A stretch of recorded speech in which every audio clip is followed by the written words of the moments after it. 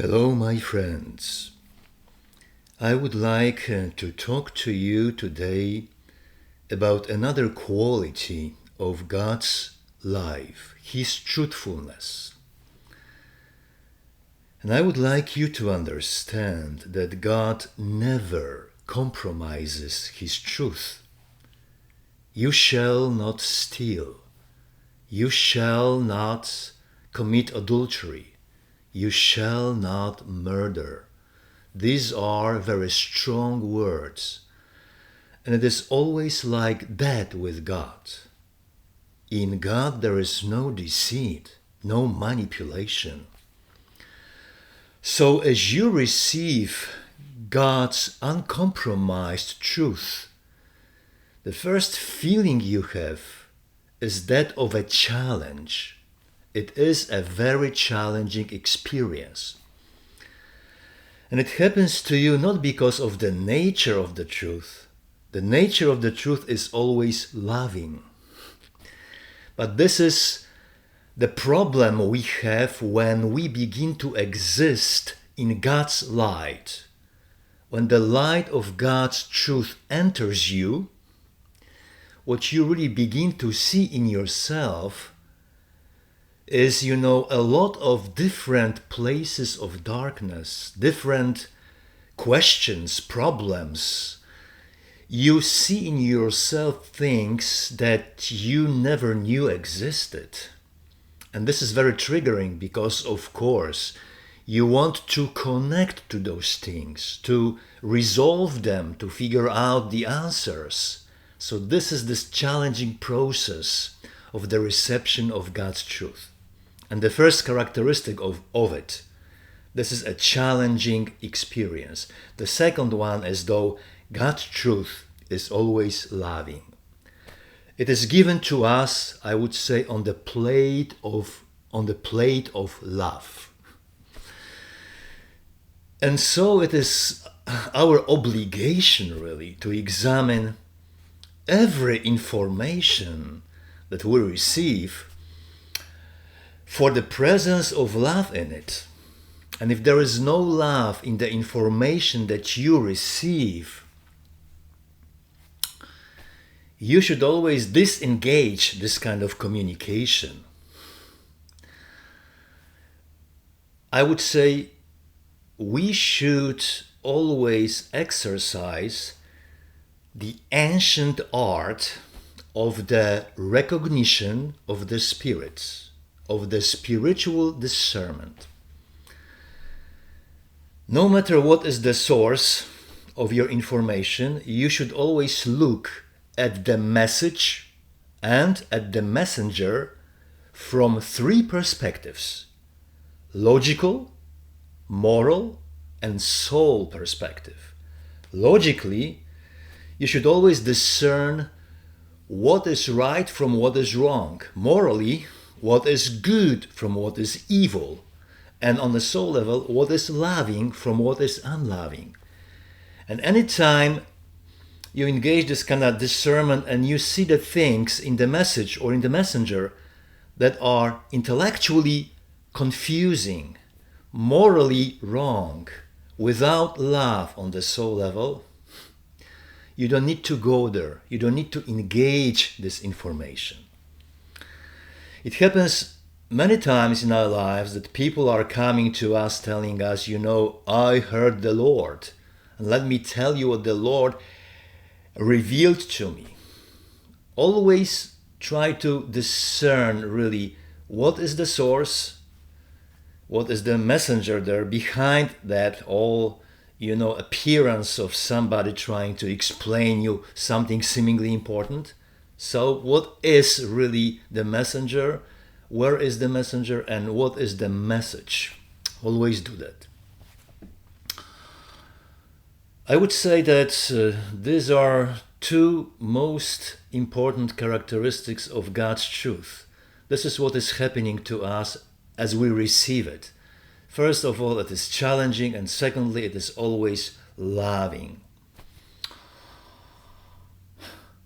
And I would say the third characteristic of God's truth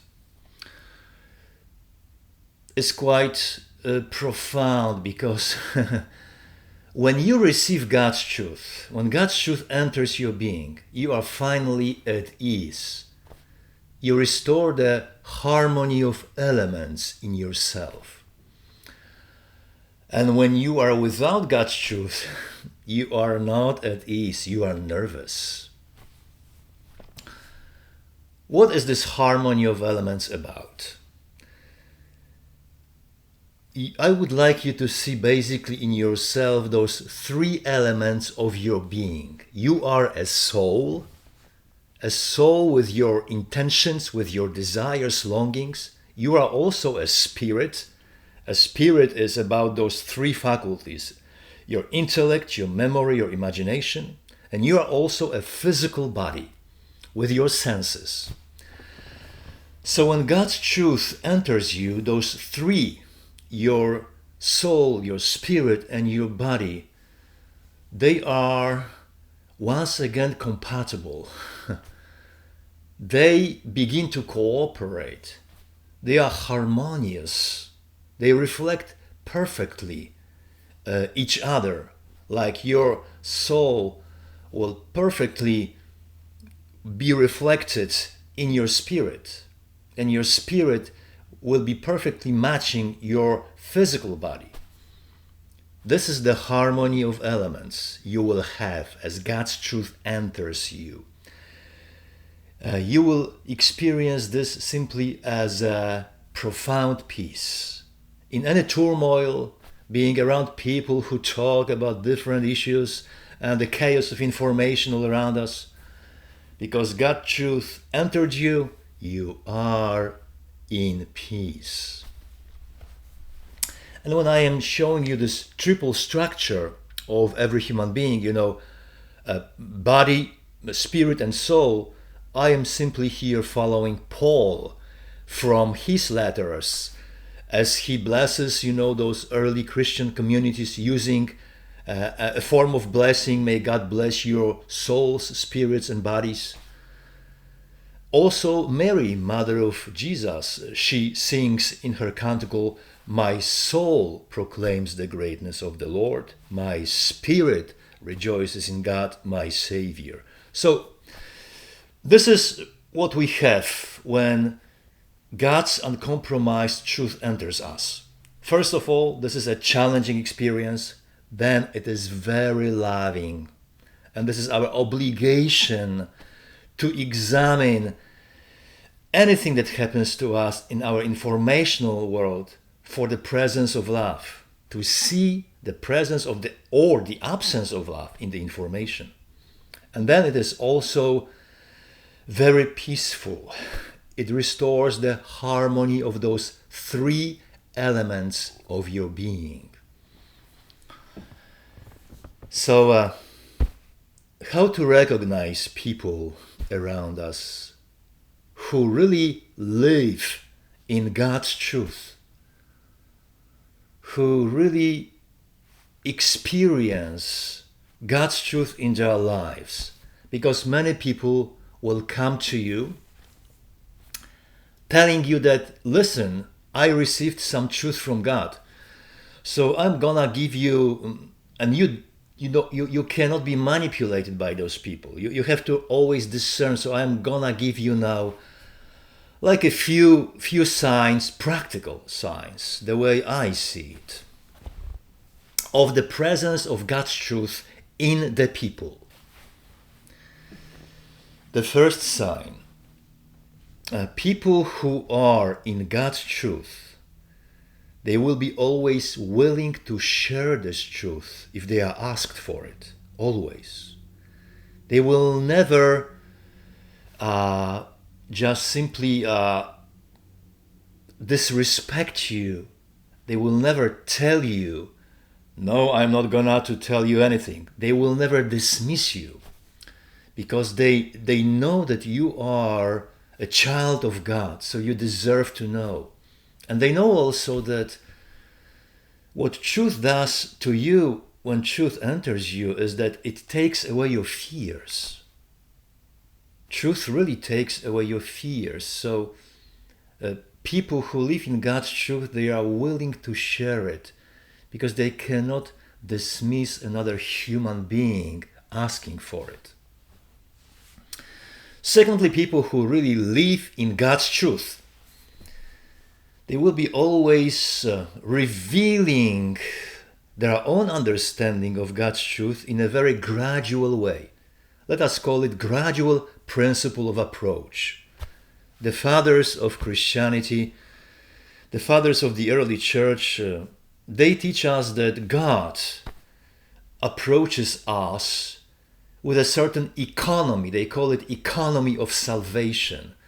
That God approaches us step by step, meeting us on our level, not on His level. His level would destroy us. So, because God can see our capacity and God can see that we are not capable maybe of receiving that much, so He's giving us, a little bit throughout the history of humankind, every century, something more. And as you are surrounded with different people, you have to ask yourself, should I reveal everything? Because many people really cannot even receive everything. It will probably kill them. So you see that somebody who is immoral cannot be given the entire truth because the truth will be manipulated by that person. But you can give a little bit. And somebody who is harmonious with God's love, to that person you can reveal more. So this is this gradual approach. Then another, I would say, sign of the reception of God's truth in the people is that they are always using, I would say, this, let us call it alertness principle. They will make you aware of your environment and of the fact that you have to search for the answers to your life in your environment that you have created. So that's the alertness principle of life. People who are really in God's truth, they will not give you all the answers. They will encourage you that you may search your own answers in your environment. Because guess what? Your environment perfectly matches your desires. Your family, your friends, your car, your microwave, your house, everything you have is connected to your desires. You have those things because you desired them. Everything around you perfectly matches your moral condition. You can discover yourself in your environment. So this is alertness principle. And finally, people who are really, really living in God's truth, they will always give you the truth in a non-judgmental way. And what I mean by that is that they will not tell the truth in order to earn political points. They will not tell the truth to make some money. They will not tell the truth to destroy people with the truth. But they will simply tell the truth without all those negative attachments to it. So people who live in God's truth, they express God's truth in a form of an opinion, not a judgment. Opinion means they simply talk about the facts of life. That's it, without any attachment, any negativity, any negative intention or emotion attached to it. And when you tell the truth in this way, you can really change people's lives. The truth is interacting with the people. But when you are giving the truth to others in the form of judgment, it is never working. Those people around you, they will not receive the truth because you give them in a pushy, forceful way. They will not receive it. The truth will not be communicated. So remember, give always the truth in a non-judgmental way, only in the form of an opinion, without any negativity attached to it. So here are those 4 very important signs of the reception of God's truth. And also there are signs, or there are ways in which you can interact with others, showing them some truths. Always give the truth if you are asked for it. Do not shy away from sharing what you really know. Then always do it in a gradual way, and with this alertness principle, and finally in a non-judgmental way. And if you do that, anytime you share the truth with anyone, it will work. It will change people's lives. Maybe at the end of this talk, I would like to tell you that it was really my problem many times in my life. When I was visiting people in the hospitals, I remember myself, my feelings, because those people, they were surrounded by doctors and their families, and they knew nothing. Nobody told them anything. And I was just thinking, should I do something? Should I do anything in this situation? And I decided to go for it. I decided to express gently the truth, because I knew the moment I started this, that the fears of those people would go away and many things would be reconciled. So here it is. It was my experience, and it is my knowledge that the things I'm talking now, they are really helping. May God always share with you His truth. May you be open for His truth. Thank you for giving me your time today. And I believe that just you who listen to me, you have the capacity. This is phenomenal thing. You have the capacity to receive God's eternal truth. You can make yourself a vessel for this truth. And the feeling is that as you receive it, no matter what happens around you, you are always relaxed. You can have your enemies attack you. You are relaxed. You are at peace. Once again, may God bless you, my friends. Thank you for this meeting today, and see you next time. Thank you very much. Bye.